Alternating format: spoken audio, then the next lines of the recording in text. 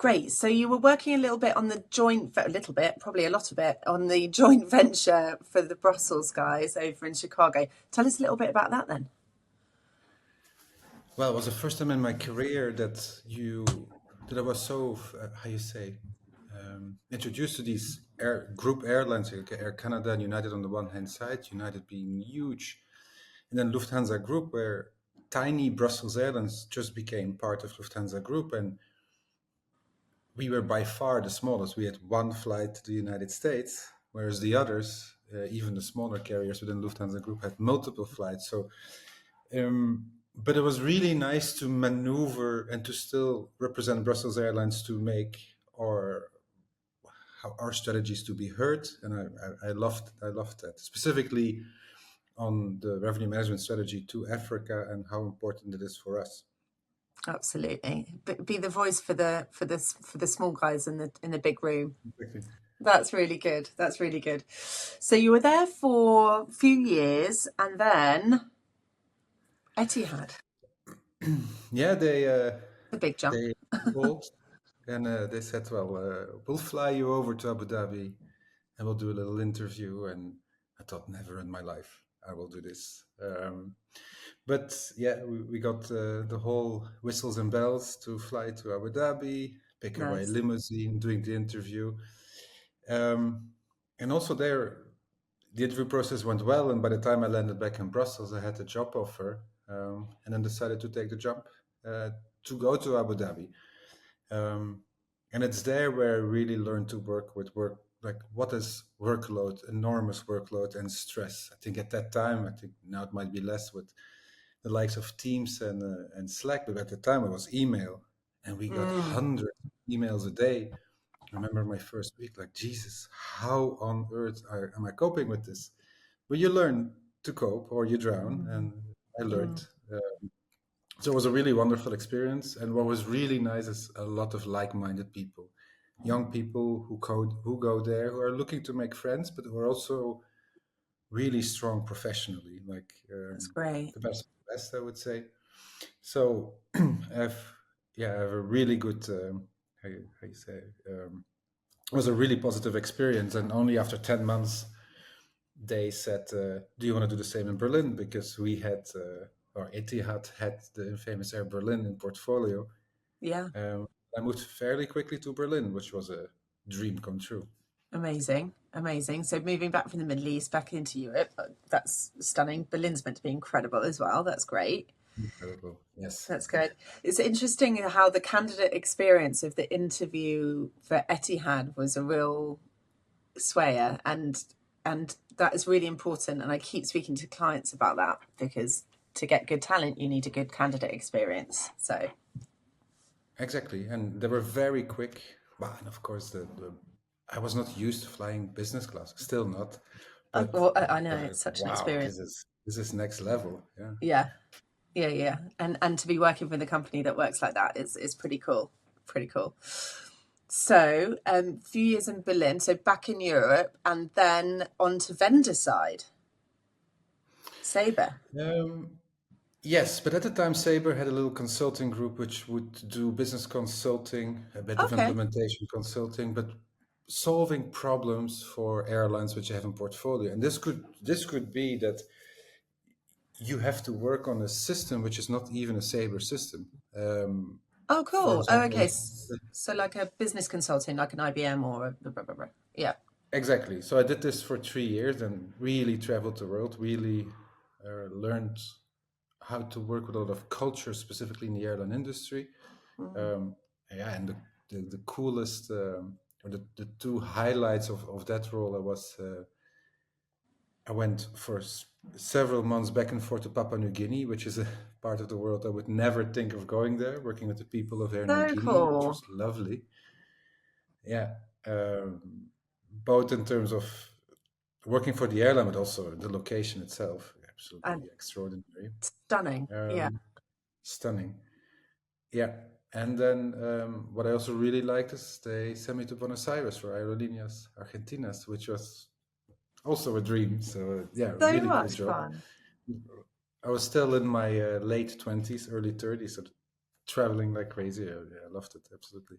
Amazing. That's a big advocacy for consultancy work. Yeah, it has its positives and negatives, of course, but doing projects like that, I mean, you can't ask for better than that. That is fantastic.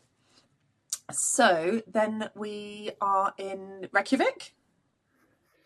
Yeah, then Iceland there decided to buy an O&D revenue management system from Amadeus, and they wanted people who had revenue management experience, but specifically in implementing the O&D system. And I did so at Brussels Airlines, as well at Sabre. I helped airlines to implement the origin destination revenue management system. So I applied, and living in Reykjavik sounded like a dream. And then Yeah. they got hired, moved to Reykjavik. And then the first 9 months we implemented the system. We on the day after we cut over the system, Wow Air went bankrupt. It was a Oh, huge stress, but it was an amazing experience. yeah. And, and then I just moved into the regular teams, so became responsible for all the revenue connecting through Reykjavik using the new revenue management system, but also became responsible for ancillary revenue, seat selection, Mm, baggage, and everything what's connected to it. Um, and I was really looking, so I got a budget and on that, and we needed to increase revenue and ancillaries, but I had no insight on how do ancillaries perform. I had no insight what is the best price, let alone I had the capabilities of doing dynamic pricing of ancillaries. So I was looking for a solution which would do this in a scientific way, and that didn't exist. And remember talking to friends which I made in Berlin who are engineers, like this doesn't exist, can't believe it. The airline industry does so much revenue management, but then not on the ancillaries. And my friend said, "Well, then let's build it naively," and so we did. So we we naively. started building the solution. Yeah, Yeah, yeah. Okay, brilliant. And then we're at Fair Direct. Well, obviously you started Fair Direct. So the correct. solution being very focused about that revenue and ancillary management. Yeah, so Ancillary we wanted to revenue build management. an ancillary revenue management solution, Mhm. but already adopting AI machine learning, so a forecasting methodology, which was using the new technology, but within bandwidth set by users, which is very important for airlines. So Okay.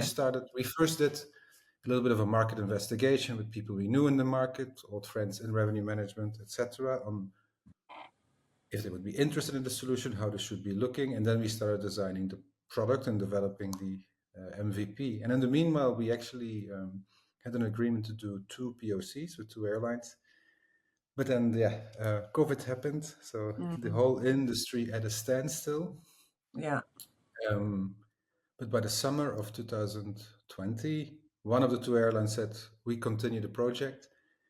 We continued building the product. We also raised a little bit of money to continue working. And fairly quickly, the CEO of Flyer called, I believe it was June 2021. And he said, some people told me to talk to you. So I called you. And Flyer at the time was building a revenue management system for flights, for normal Yeah. flights, using a very similar technology.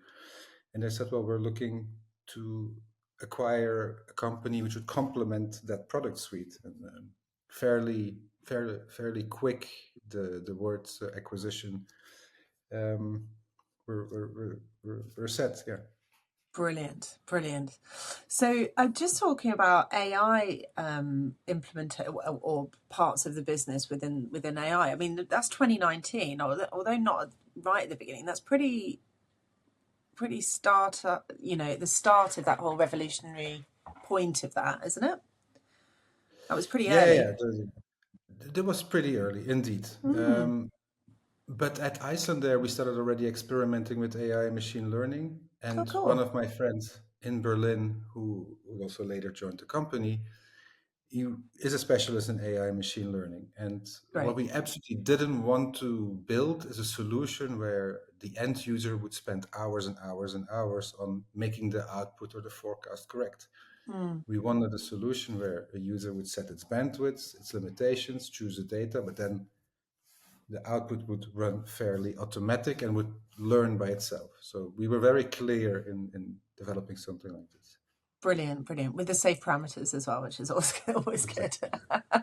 especially within revenue Exactly. management and pricing. Always good. Um, so then we're with Flyer. You were obviously helping integrate that product into their suite, and running things with them for a little bit.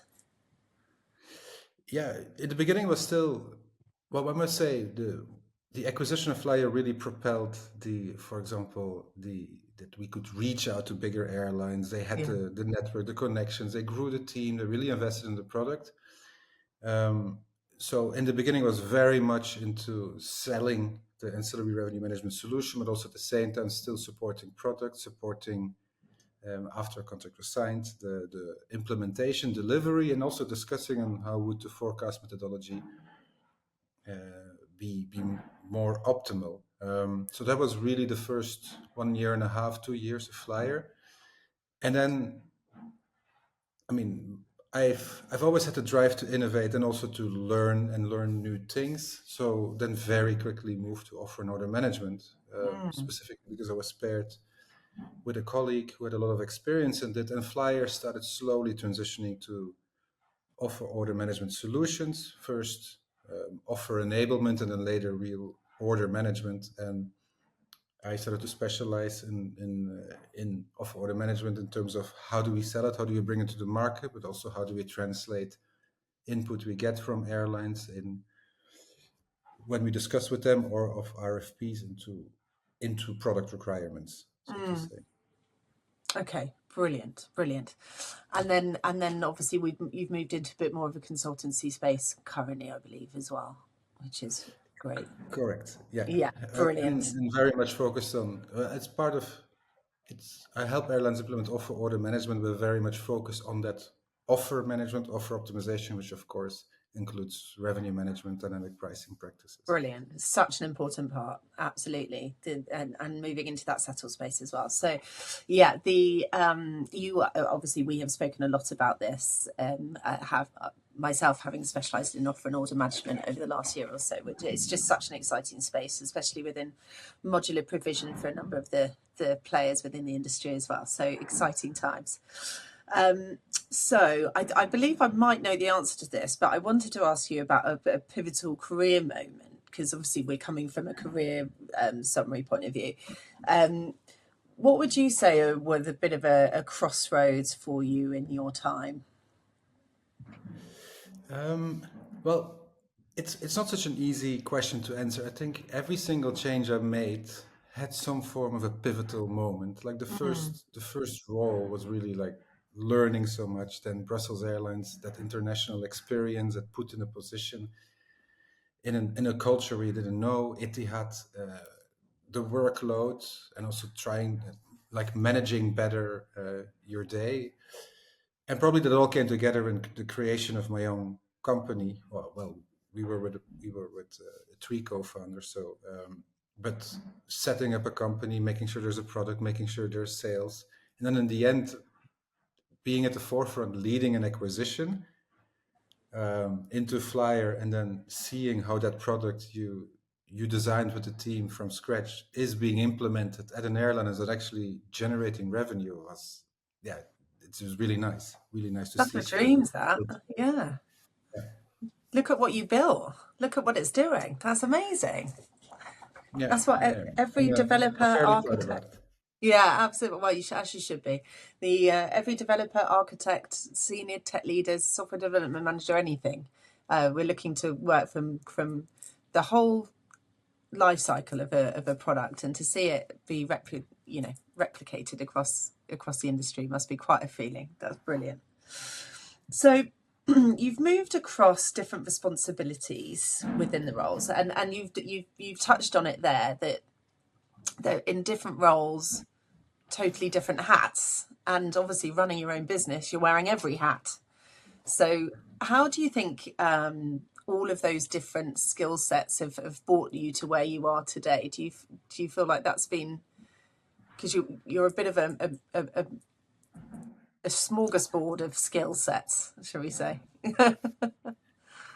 Um, Well, everything really led to where, and I think that's for everyone. Anything you Mm. do leads to where you are today. What I've always done, I'm very eager to learn. I'm very eager to question things. Like we've always done this, so this is the way it will continue. I always question this, and I continue doing so in my career. And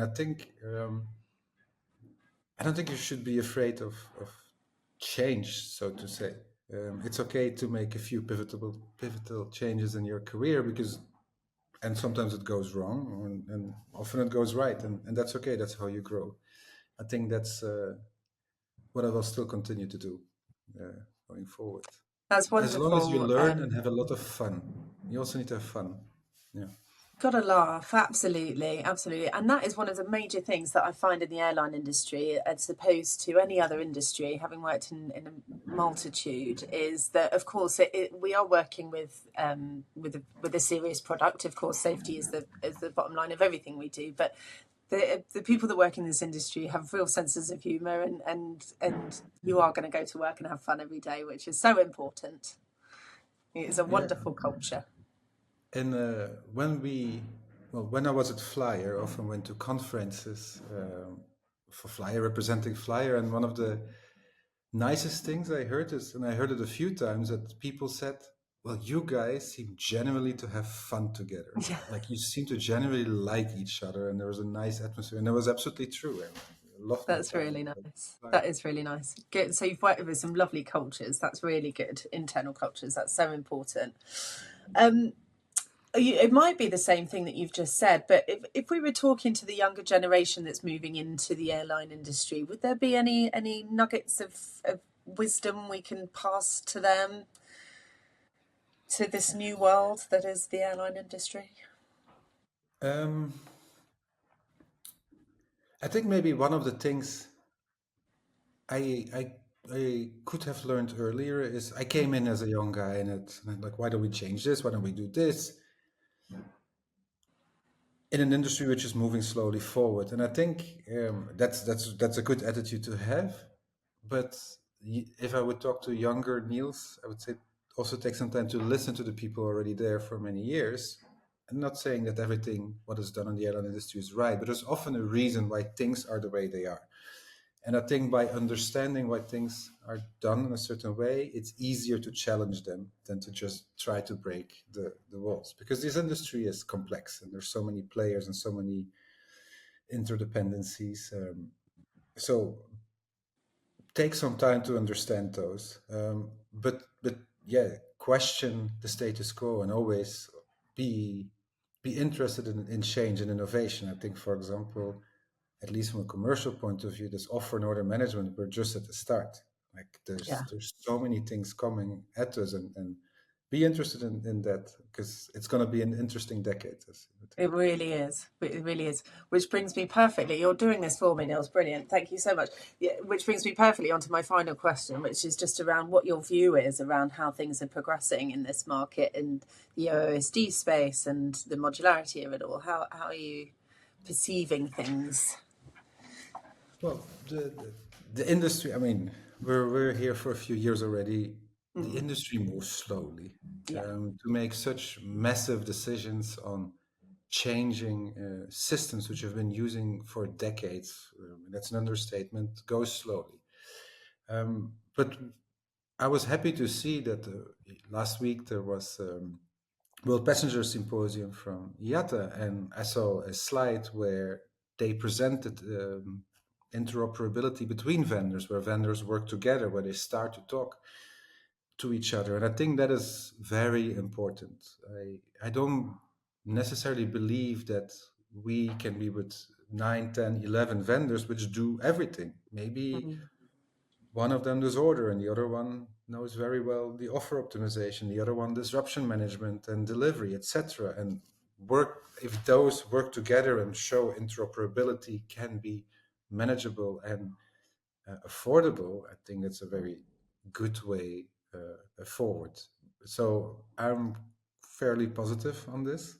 that's how we We build still need a few competition. years. Yeah, Sorry? It's how we build competition and as in differentiation.